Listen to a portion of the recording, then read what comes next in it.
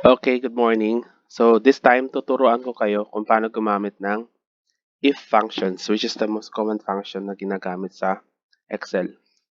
So usually, ginagamit siya as conditional, parang pag-identify kung anong category ang isang data na pwede mo iset sa formula mo.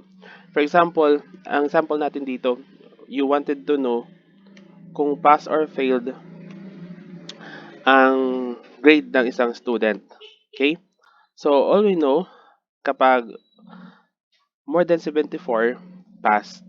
Pero pag less than 74 is failed. So, hindi mo na kailangan isa-isahin yan. Ano? So, kailangan automatic na magkakaroon ng word kung pass or failed ang isang grade.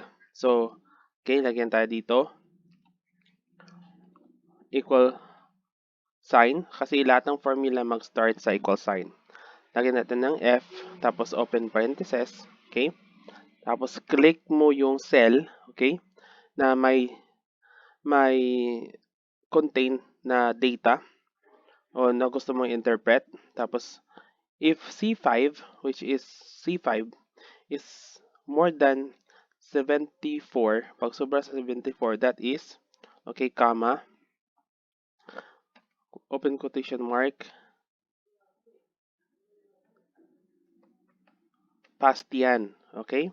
So, question mark naman, tama na naman, yung another term, yung kabaliktaran. Kapag hindi siya more than 74, ang magiging result niya is failed. Okay? Tapos, i-close natin yung formula by close parenthesis. Okay? Tapos, click OK. So, ito yung makikita natin dito sa formula bar, yung kanyang formula bar, sa kanyang statement na if yung C5 is more than 74, 5, passed yan. Pero pag hindi siya more than 74, maybe 74 and below, magiging failed yan. So, tingnan natin doon. Kasi yung ating C5 is 90, kaya pass siya. Pero pag nilagay natin 65, magiging failed na siya. Even 74, magiging failed na siya. Pero pag naging 89, magiging pass siya. So, to copy the formula, pwede mo siya ganyan, i-drag mo lang. Yun.